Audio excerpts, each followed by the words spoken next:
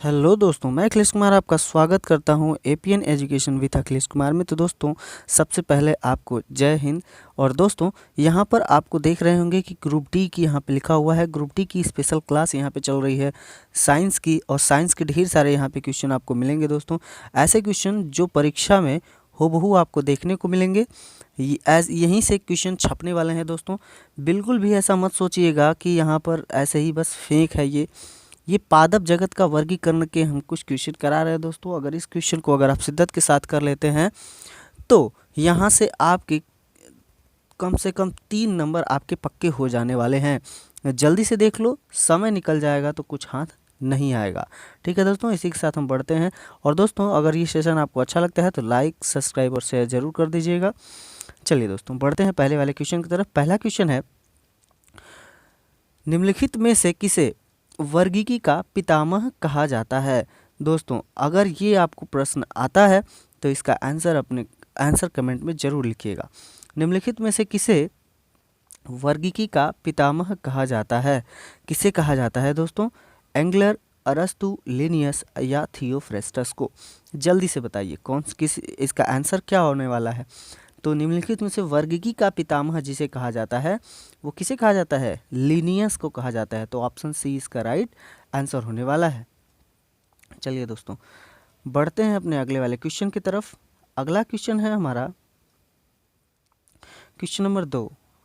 इसका आंसर कीजिए सभी लोग। क्वेश्चन नंबर 2 है, द्विनाम पद्धति के प्रतिपादक कौन है? द्विनाम पद्धति के प्रतिपादक कौन है? लिनियस, थियोफ्रेस्टस, इचिंस या एंगलर। जल्दी से बताएंगे दोस्तों। अगर आ रहा है तो इसका इस मतलब कमेंट में आप अपना आंसर भेज सकते हैं। द्विनाम पद्धति के प्रतिपादक हैं कौन है दोस्तों? जल्दी से बताइए। तो वही दोस्तों, द्विनाम पद्धति के जो प्रतिपादक हैं वो लिनियस ही हैं। ठीक है, चलिए बढ़ते हैं अगले वाले क्वेश्चन की तरफ। Question number 3। क्वेश्चन नंबर 3 बहुत अच्छा क्वेश्चन है। ये हूबहू छपने वाले क्वेश्चन हैं परीक्षाओं में। ये हमेशा आते रहते हैं दोस्तों। तो इनको अब एक बार भी अगर पढ़ लेते हैं तो आपके लिए बहुत अच्छा बेनिफिट मिलने वाला है। वर्गीकरण का प्राकृतिक सिस्टम किस वनस्पति विज्ञानी ने के प्रस्तुत किया था? यानी देखिए, कहने का मतलब ये है कि वर्गीकरण का जो प्राकृतिक सिस्टम है किस वनस्पति विज्ञानी ने प्रस्तुत की थी। तो यही आपको बताना है दोस्तों। चलिए, इसका जो आंसर होने वाला है वो क्या होने वाला है? स्वीडिश। मतलब वो कहाँ के वैज्ञानिक थे जिन्होंने वर्गीकी का प्राकृतिक सिस्टम दिया था। ठीक है दोस्तों, कहाँ के थे? स्वीडिश के थे। और कौन थे? वही अपने लिनियस। कौन? लिनियस। यानी कि कार्ल जो लिनियस थे उन्होंने 23 मई 1707 ईस्वी में इसे दिया था। ठीक है, क्वेश्चन नंबर 3 को देखिएगा और इसका आंसर कीजिए। Question number 4। पुष्पी पादपों को रखा जाता है। पुष्पी पादपों को रखा जाता है किसमें? क्रिप्टोगैम्स, फैनरोगैम्स, ब्रायोसाइट्स या टेरिडोफाइट्स। बताइए दोस्तों, इसका आंसर क्या होने वाला है? चलिए दोस्तों, मैं इसका आंसर बता देता हूँ। इसका जो आंसर होने वाला है वो होगा फोनरोगैम्स। फोनरोगैम्स में पुष्पीय पादपों को रखा जाता है। अब ये फोनरोगैम्स क्या है? तो दोस्तों, पुष्पी पादपों को फोनरोगैम्स में रखा जाता है। फोनरोगैम्स के भ्रूण बीज के भीतर होते हैं। इसमें पूर्ण रूप से विभेदित प्रजनन ऊतक उपस्थित होते हैं। देखिए दोस्तों, जिसमें पूर्ण रूप से विभेदित प्रजनन ऊतक उपस्थित होंगे उन्हें हम लोग रखेंगे फैनरोगैम्स के अंतर्गत। ठीक है, चलिए बढ़ते हैं अगले वाले क्वेश्चन की तरफ। Question number 5। इसका आंसर दीजिएगा। अपुष्पीय पादपों को रखा गया है। जो अपुष्पीय पादप होते हैं उसी को पूछ रहा है आपको किस में रखा गया है। तो दोस्तों, इसका तो आंसर हो जाने वाला है क्रिप्टोग्राम्स। ठीक है, लेकिन अब समझते हैं कि क्रिप्टोग्राम्स क्या है। यानी जैसे कह दें व्यापक अर्थ में या साधारण अर्थ में क्रिप्टोग्राम्स को क्या हम लोग कहते हैं, जिसमें प्रजनन जीवाणुओं की सहायता से होते हैं। जिसमें क्रिप्टोग्राम्स क्या है, जिसमें जो प्रजनन होता है वो जीवाणुओं की सहायता से अगर होते हैं तो ग्रीक भाषा में क्रिप्टोज क्या कहा जाता है, क्रिप्टोज। ठीक है, ग्रीक भाषा में क्रिप्टोज का अर्थ गुप्त या मैगीन का अर्थ यानी कि विवाह करना, अर्थात मतलब जैसे बीज तभी बनता है जब इनका निषेचन होगा। तो जैसे अपुष्पी वाले में निषेचन नहीं होता है, पुष्पी वाले में निषेचन होता है। तो दोस्तों यहाँ पे मैं कह रहा हूँ कि विवाह करना अर्थात क्रिप्टोगैम्स पादपों में बीज उत्पन्न नहीं होते हैं। ठीक है, चलिए दोस्तों बढ़ते हैं अगले वाले क्वेश्चन की तरफ। Question number 6। क्वेश्चन नंबर 6 क्या कह रहा है, वर्गीकरण की आधारीय इकाई है। जो वर्गीकरण है उसकी आधार की इकाई क्या है, जीन्स, फैमिली, स्पेसीज या आर्डर। तो दोस्तों क्या होता है, स्पेसीज होता है। वर्गीकरण की आधारीय इकाई क्या है, स्पेसीज। ठीक है, जैसे देखिए दोस्तों 23 नवंबर 1800 कितना 24 नवंबर 1895 ईस्वी को ये बताया गया, जरा एक मिनट दोस्तों, 24 नवंबर 1895 को प्रकाशित चार्ल्स डार्विन ने on the origins of space, देखिए यहाँ पर एक चीज़ मैं भूल रहा हूँ, हाँ उसका बढ़िया से नाम है on the origin of species, यानी हिंदी अनुवाद अगर किया जाए तो प्रजातियों की उत्पत्ति पर को विज्ञान के एक मौलिक वैज्ञानिक साहित्य के क्रम में इसके संबंधित विज्ञान की जो नींव रखी गई थी 1872 ईस्वी में इसे रखी गई थी।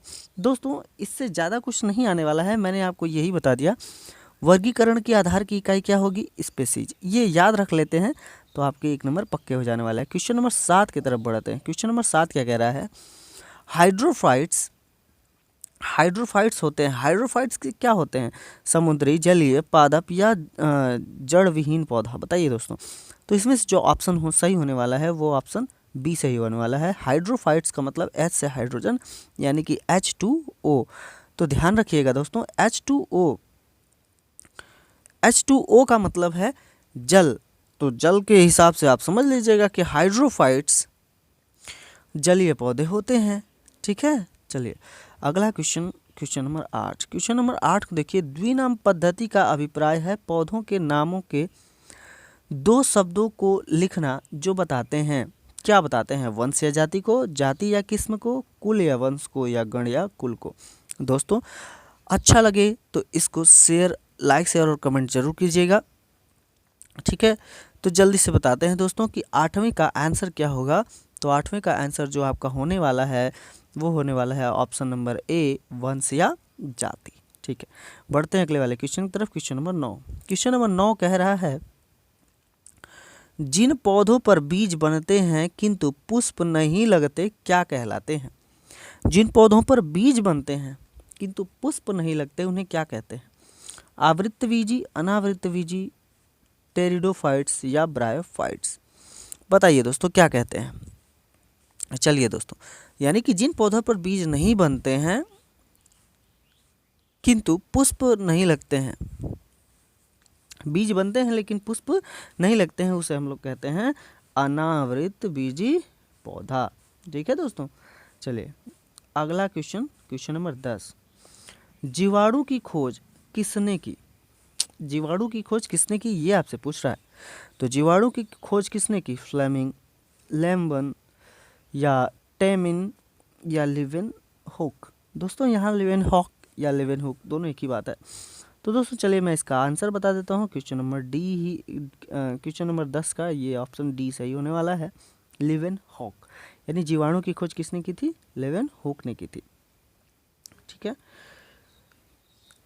क्वेश्चन नंबर 11, इसका आंसर कीजिएगा दोस्तों। क्वेश्चन नंबर 11 का कह रहा है जीवाणु से संबंधित निम्न तथ्यों में कौन सही है। जीवाणु से संबंधित निम्न तथ्यों में से कौन सही है। तो दोस्तों पहला है ऑप्शन, सभी जीवाणु स्वपोषी होते हैं। सभी जीवाणु विविध पोषी होते हैं। अधिकांश जीवाणु विविध पोषी होते हैं किंतु कुछ स्वपोषी होते हैं। या डी, सभी जीवाणु क्रमशः संश्लेषी होते हैं। बताइए इसमें से ऑप्शन क्या सही होने वाला है दोस्तों। चलिए मैं इसका आंसर बता देता हूँ कि ऑप्शन नंबर सी इसका राइट आंसर है। अधिकांश जीवाणु विविध पोषी होते हैं किंतु कुछ स्वपोषी भी होते हैं। ठीक है, जैसे मैं आपको बता दूं कि आप कोरोना को ही देख लीजिए, ये जीवाणु नहीं वायरस है। ठीक है, तो चलिए बढ़ते हैं अगले वाले क्वेश्चन की तरफ। क्वेश्चन नंबर 12, जीवाणुओं को पौधे माना गया है क्योंकि जीवाणुओं को पौधे माना गया है क्योंकि ये गति नहीं कर सकते, इनमें कठोर कोशिका भित्ति होती है, ये विखंडन द्वारा गुणन कर सकते हैं। और चौथा ऑप्शन है ये सभी जगह पाए जाते हैं। जल्दी से बताइए आंसर इसका क्या है। दोस्तों जीवाणुओं को पौधे माना गया है इसलिए कि इसमें कठोर कोशिका भित्ति होती है। ठीक है, कोशिका भित्ति ही इन्हें पहचान दिलाती है कि लगभग इन्हें पौधे मानने में इनकी पहचान दिलाती है। ठीक है, क्वेश्चन नंबर 13 को देखिएगा। क्वेश्चन नंबर 13 है जीवाणुविक कोशिकाओं में नहीं होता है। जीवाणुविक कोशिकाओं में नहीं होता है। क्या नहीं होता है? कोशिका भित्ति, जीव द्रव्य, कोशिका भित्ति, जीव द्रव्य, राइबोसोम्स या सूत्रकणिका। बताइए दोस्तों इसका आंसर क्या होगा। चलिए मैं इसका आंसर बता देता हूं दोस्तों, क्या होगा ऑप्शन नंबर डी, सूत्रकणिका। थोड़े से अच्छे लेवल के क्वेश्चन है दोस्तों, इसको अगर शिद्दत के साथ आप कर लेते हैं तो आपके 2-3 नंबर कहीं जाने वाले नहीं हैं दोस्तों। ठीक है, क्वेश्चन नंबर 14, क्वेश्चन नंबर 14 को देख लीजिए। कह रहा है जीवाणुओं की धारणा आकृति क्या होती है। जीवाणुओं की जो साधारण आकृति होती है उसे कैसी होती है, वो पूछ रहा है आकृति क्या होती है। छड़ रूपी, गोल, सर्पिल या कौमा रूपी। बताइए दोस्तों जीवाणुओं की साधारण आकृति कैसी होती है। तो कैसी होती है दोस्तों, छड़ रूपी होती है। किस तरह की होती है? छड़ रूपी होती है। ठीक है, चलिए बढ़ते हैं अगले वाले क्वेश्चन की तरफ। क्वेश्चन नंबर 15, क्वेश्चन नंबर 15 कह रहा है जो जीवाणु आकार में सबसे छोटे होते हैं कहलाते हैं गोलाणु, वाइब्रियो, डंडाणु या स्पाइरिला। तो बताइए दोस्तों क्या कहा जाता है उन्हें। तो उन्हें दोस्तों गोलाणु कहा जाता है। कैसा कहा जाता है? गोलाणु। यानी कि जो जीवाणु आकार में सबसे छोटे होते हैं वो कैसे होते हैं? गोल होते हैं, और ऐसे जीवाणु को गोलाणु कहते हैं। ठीक है, यानी कि इसको हम लोग इंग्लिश में कोशिश कहते हैं। चलिए क्वेश्चन नंबर 16, क्वेश्चन नंबर 16 थोड़े तगड़े क्वेश्चन है दोस्तों, ये आने वाले क्वेश्चन है इसलिए थोड़े ऐसे तगड़े हैं ही। एक गोल जीवाणु कहलाता है, ग्रुप डी में ऐसे क्वेश्चन हूबहू छप जाते हैं। एक गोल जीवाणु कहलाता है, क्या कहलाता है? वाइब्रियो, बैसिलस, कोकस या स्पाइरिला। बताइए इसका आंसर क्या होने वाला है। एक गोल जीवाणु क्या कहलाता है? तो एक गोल जीवाणु को हम लोग कहते हैं कोकस। क्या कहते हैं? इसका जो आंसर सी सही होने वाला है, कोकस कहा जाता है। क्वेश्चन नंबर 17, क्वेश्चन नंबर 17 का आंसर दीजिएगा। एक सर्पिल जीवाणु को कहते हैं, एक सर्पिल जीवाणु को क्या कहा जाता है? डिप्लोकोकस, बैसिलस, कोकस या स्पाइरलम। तो इसका जो आंसर सही होने वाला है वो कहा जाता है स्पाइरलम। क्या कहा जाता है? स्पाइरलम। थोड़े से ये अनछुए क्वेश्चन है इसलिए आपको ऐसा लग रहे हैं कि ये थोड़े तगड़े हैं दोस्तों। जो पढ़ाई नहीं करेगा उसको तो तगड़ा लगेगा ही लगेगा। देखिए क्वेश्चन नंबर 18 को देखते हैं। वास्तविक केंद्रक किसमें अनुपस्थित होता है? वास्तविक केंद्रक किसमें अनुपस्थित होता है? कवक में, लाइकेन में, जीवाणु में या हरे शैवाल में? जल्दी से इसका आंसर दीजिए दोस्तों। तो किसमें होता है? ऑप्शन सी यानी कि जीवाणु में। वास्तविक केंद्रक जो होता है अनुपस्थित होता है, वो किसमें अनुपस्थित होता है? जीवाणु में। बाकी इनमें केंद्रक पाया जाता है। ठीक है, चलिए बढ़ते हैं अगले वाले क्वेश्चन की तरफ। Question number 19। दोस्तों हम यहाँ पे 20 क्वेश्चन पढ़ने वाले हैं। दोस्तों इसी तरह से 20-20 क्वेश्चन अगर हम लोग पढ़ते हैं तो हम ये केवल इम्पोर्टेंट क्वेश्चन ही पढ़ते हैं जो छांट करके दिए गए हैं। निम्नलिखित में से कौन सर्वाधिक संख्या में पाए जाते हैं, ये आपको बताना है। शैवाल, कवक, जीवाणु या कीट? सबसे सर्वाधिक संख्या में जो पाए जाते हैं वही आपसे पूछ रहा है दोस्तों। तो इसका आंसर हो जाएगा जीवाणु। जीवाणु सर्वाधिक मात्रा में पाए जाते हैं। ठीक है, जैसे दोस्तों इसकी आकृति गोल या मुक्त चक्राकार से लेकर छड़ आदि आकार की हो सकती है। जीवाणुओं का अध्ययन जो किया जाता है वो बैक्टीरियोलॉजी के अंतर्गत किया जाता है। जीवाणुओं का अध्ययन किस में किया जाता है?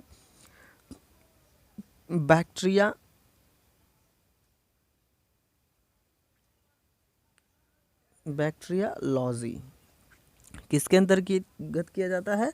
बैक्टीरियोलॉजी के अंतर्गत किया जाता है। ठीक है दोस्तों, क्वेश्चन नंबर 20 को देखते हैं। क्वेश्चन नंबर 20 क्या कह रहा है? क्वेश्चन नंबर 20 कह रहा है बैक्टीरिया में पाया जाने वाला प्रकाश संश्लेषी आशय कहलाता है श्वसन मूल, मध्यकाय, वर्णकीलवक कहते हैं दोस्तों। इसे थोड़ा सा अटपटे, हिंदी वाला थोड़ा सा अटपटा होता है, वर्णकीलवक। और ऑप्शन नंबर डी जीनधर। बताइए क्वेश्चन नंबर 20 का राइट आंसर। क्वेश्चन नंबर 20 का जो राइट आंसर होने वाला है दोस्तों वो होने वाला है वर्णकीलवक। क्या? वर्णकीलवक। बैक्टीरिया में पाए जाने वाला प्रकाश संश्लेषी आशय क्या कहलाता है? वर्णकीलवक कहलाता है। तो दोस्तों इसी के साथ इस सीरीज़ को, ये क्वेश्चनों की सीरीज 20 क्वेश्चनों की सीरीज आपकी होती है समाप्त। तब तक के लिए मिलेंगे दोस्तों अगले वाले वीडियो में। जय हिंद, जय भारत, जय राष्ट्रवाद।